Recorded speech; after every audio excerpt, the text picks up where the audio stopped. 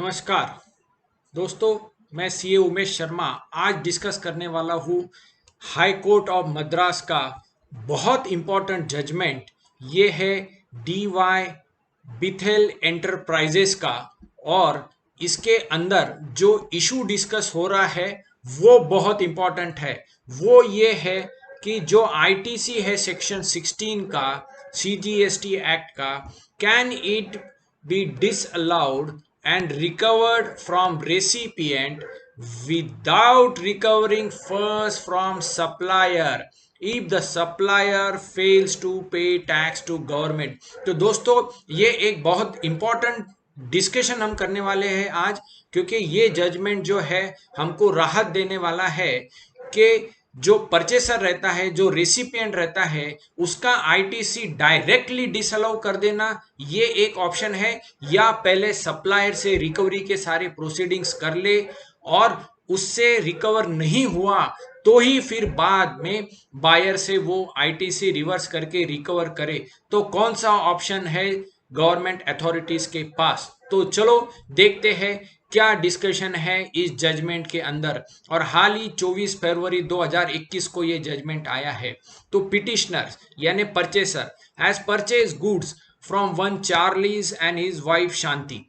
फिर पिटिशनर्स ने substantial portion of sales consideration वो पे किया है बैंकिंग चैनल से। उन्होंने पेमेंट करते वक्त टैक्स यानी जीएसटी कंपोनेंट जिसका उन्होंने आईटीसी लिया है वो भी पे कर दिया था सप्लायर को।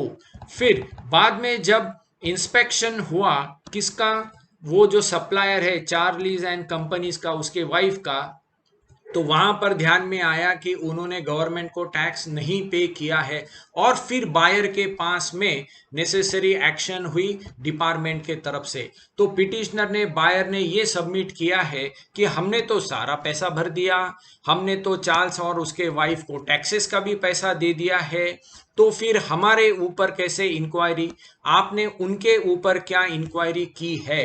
तो उनको भी इन्वॉल्व करो। तो चार्ल्स और उसके वाइफ को भी इन्वॉल्व करो। उनके क्या रिकवरी के ऑर्डर्स है वो पहले पास करें, और लेवी एंटायरली हमारे ऊपर लाने के बजाय पहले चार्ल्स और उनके वाइफ यानी सप्लायर के ऊपर आना चाहिए। ये कंटेंशन रखा गया था हाईकोर्ट के सामने।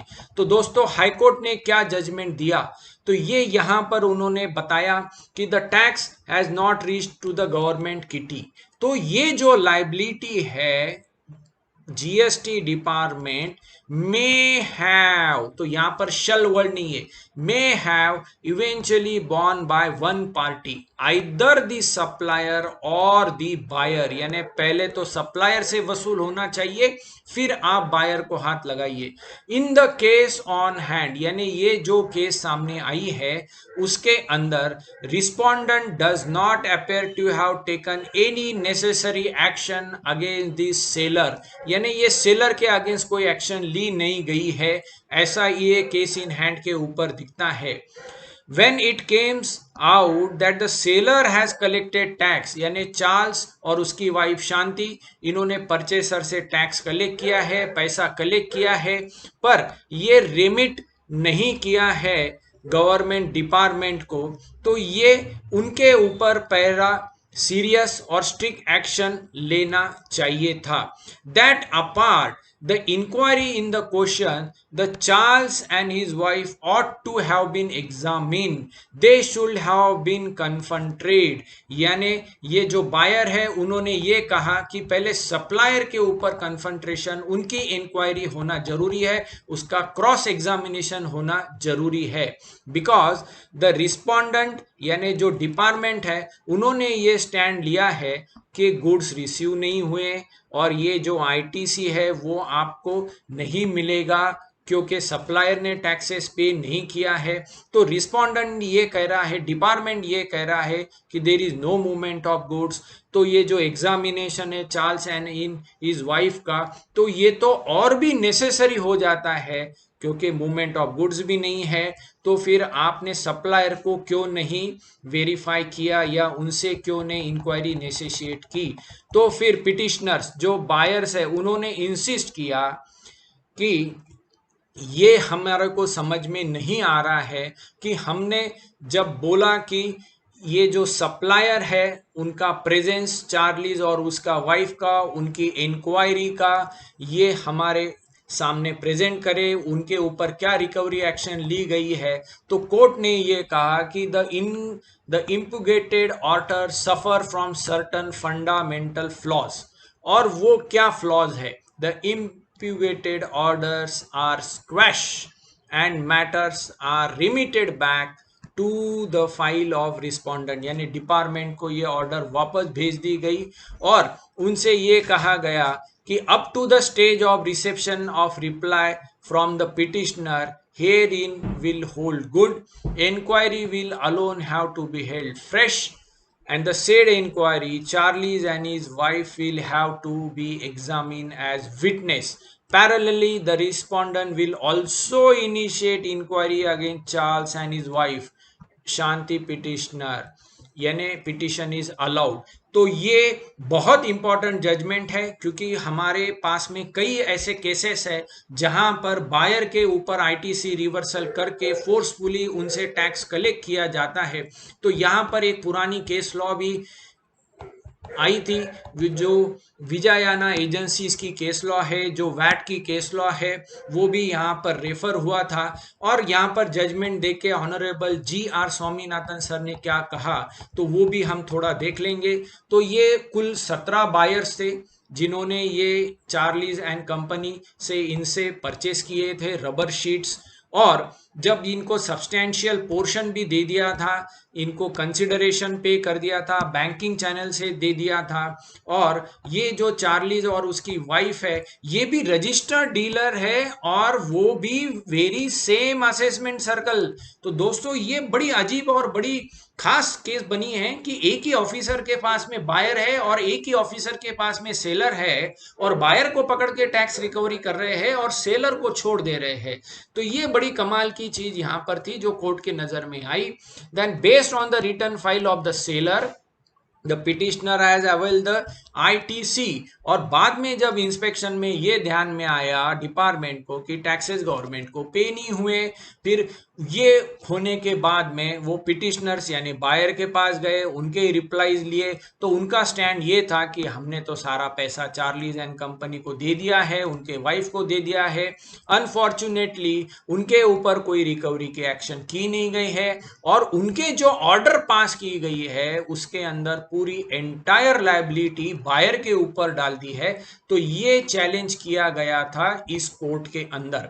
और फिर यहां पर जो गवर्नमेंट काउंसिल है, जो गवर्नमेंट के एडवोकेट्स है, उन्होंने क्या पॉइंट आउट किया ये भी बहुत देखना जरूरी है दोस्तों, क्योंकि यहां पर उन्होंने लिखा है कि पिटिशनर ने ITC लिया है और वो गवर्नमेंट को रिमिट होने वाला था टैक्स, पर सप्लायर ने वो भरा नहीं है। तो पिटिशनर के पास में कोई प्रूफ नहीं है कि वो सप्लायर के पास गया।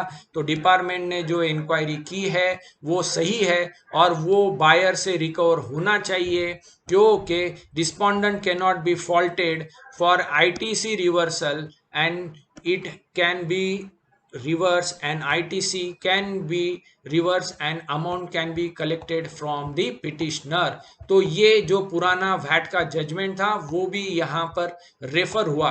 पर बहुत यहाँ पर इंपॉर्टेंट चेंज आई कोर्ट के प्रोसीडिंग्स के अंदर, वो ये कि जो लर्नेड काउंसिल थे बायर्स के तरफ से, उन्होंने एक प्रेस रिलीज बताई जो central board of GST council ने 4 मई 2018 को इशू करी गई थी। और उसमें ये मेंशन किया गया था कि there shall not be automatic reversal of input tax from the buyer on non-payment of tax by the supplier। So this is very important point to be noted। जो भी ये वीडियो सुन रहा है वो ये ध्यान में रखे कि ये ऑटोमेटिक रिवर्सल नहीं हो सकता, ऐसा सेंट्रल बोर्ड ऑफ GST ने ही कहा है, यानी central board of indirect tax. और ये कोर्ट के सामने आया है। In case of default in payment of tax by the supplier the recovery shall be made from the seller, यानी पहले रिकवरी सेलर से करे। However, reversal of credit from buyer shall also be an option available with the revenue authorities to address the exceptional situation. यानी यहां पर situations बताइए कब ITC recover कर सकते हैं, ये दोस्तों ध्यान में रखिए। लाइक मिसिंग डीलर, अब चार्लीज एंड कंपनी के असेसमेंट वहीं हुई थी, शांति उनकी वाइफ और उनके असेसमेंट भी सेम सर्कल में हुई थी, तो मिसिंग डीलर तो ये थे नहीं। क्लोजर ऑफ बिजनेस, उनका बिजनेस भी चल रहा था, उनके असेसमेंट्स भी हो ही रही थी, तो ये क्लोजर ऑफ बिजनेस वाली भी क्लेज नहीं है। फिर supplier not having adequate assets, ETC, ये कंटिजेंसीज यहां दी गई है, तो सप्लायर के पास में रिकवरी के लिए तो गए नहीं, उनके एसेट्स को तो यहां पर बेचने के लिए लाया ही नहीं, तो ये बहुत बड़ा यहां पर पॉइंट प्रेजेंट हुआ। और ये जो सेक्शन 16(2) है जो अपना CGST एक्ट का भी है, वहां पर भी कोर्ट ने मेंशन किया है कि यहां पर दिया गया है कि tax charge in respect of supply has to be actually paid to the government either in cash or through utilization of ITC। तो भले ही यहां पर दिया गया है सेक्शन 16 के अंदर के ITC का टैक्स भरा हुआ चाहिए तभी क्रेडिट देंगे, पर यहां पर आगे उन्होंने ये भी दिया कि ये जो टैक्स रीच नहीं हुआ है गवर्नमेंट किटी में, the liability eventually must have been borne by one party either by the seller or the buyer। in the case in hand the respondent यानी department do not appear to have taken any recovery action against the seller, यानी department ने वो Charlie's and his wife शांति से कोई भी recovery proceeding नहीं करी। देखो वो मिसिंग डीलर भी नहीं है, वो कोई यहां पर बिजनेस बंद भी नहीं हुआ है, और यहां पर एडिक्वेट असेट है क्या नहीं है उनके पास टैक्स रिकवरी का, ये भी पोजीशन प्रूव नहीं हो रहा है। तो लर्नेड काउंसिल ने ये अटेंशन ड्रॉ किया कि ये जो ऑर्डर पास हुई है, ये जो फाइनलाइजेशन किया है असेसमेंट का सेलर का, इसमें ये ट्रांजैक्शन को एक्सक्लूड करके किया है, अप्रोप्रिएट अप्रोच नहीं है ये अथॉरिटीज का। When it has came that the seller has collected the tax from purchasing dealer, the omission on the part of the seller to remit the tax in question must have been viewed seriously and strict action must have been taken or initiated। ये बहुत important है कि learned council ने ये कहा कि आप buyer को छोड़ दीजिए, पहले सेलर का असेसमेंट आपने किया है, उसके अंदर ये ट्रांजैक्शन नहीं आई है, बायर ने ये पैसा भरा है, फिर आपने असेसमेंट करते वक्त ये सीरियसली नहीं की है, ये ट्रांजैक्शंस को आपने नज़रअंदाज किया है। तो ये जो इंक्वायरी हुई है, ये जो असेसमेंट ऑर्डर हुई है चार्ज और इनकी, ये प्रॉपर नहीं हुई है। उनको पहले कॉन्सेंट्रेट करना चाहिए, उनके पास से रिकवरी करनी चाहिए, ये प्रूव होना जरूरी है। According to the respondent there was no movement of goods, तो ये एग्जामिनेशन तो होना ही चाहिए था कि चार्ल्स एंड वाइफ से कि मूवमेंट ऑफ गुड्स है या नहीं है। जब पिटिशनर ने इंसिस्ट किया तब भी ये नहीं हुआ, तो कोर्ट के सामने ये आया कि ये फंडामेंटल फ्लॉ है, क्योंकि बायर ने बोला कि आपने सप्लायर के साथ में रिकवर किया कि नहीं किया वो बताओ, तो it has to be squash, यानी ये जो रिकवरी ऑर्डर्स या जो भी असेसमेंट ऑर्डर बायर के अगेंस्ट कर रहे हैं आईटीसी रिवर की, ये स्क्वैश होनी चाहिए। और इसके रीजंस क्या क्या दिए हैं, non examination of charlies in his inquiry, तो सप्लायर की इंक्वायरी ये बायर को बताना जरूरी है। फिर non intimation of recovery action against the charlies in the first place, यानी पहले सप्लायर से वैसा वसूल करो फिर बायर का आईटीसी रिवर्सल करो। तो फिर ऑनरेबल कोर्ट ने यहाँ पे दिया कि ये ऑर्डर हम स्क्वैश करते हैं, मैटर रिमांड बैक करते हैं रिस्पोंडेंट को यानी डिपार्टमेंट को। फिर अगले स्टेज के ऊपर पिटिशनर्स का भी रिप्लाई यहाँ पे गुड होता है, और ये फ्रेश इंक्वायरी होनी चाहिए।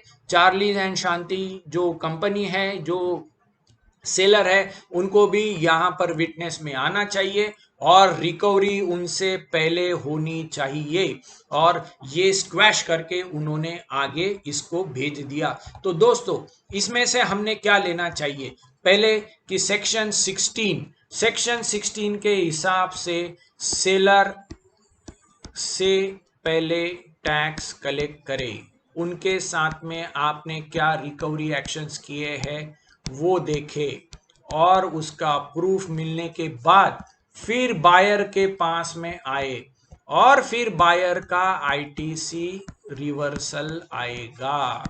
तो ये जो इंपॉर्टेंट जजमेंट है, इसमें stage 1 should be this, stage 2 ये हो सकती है।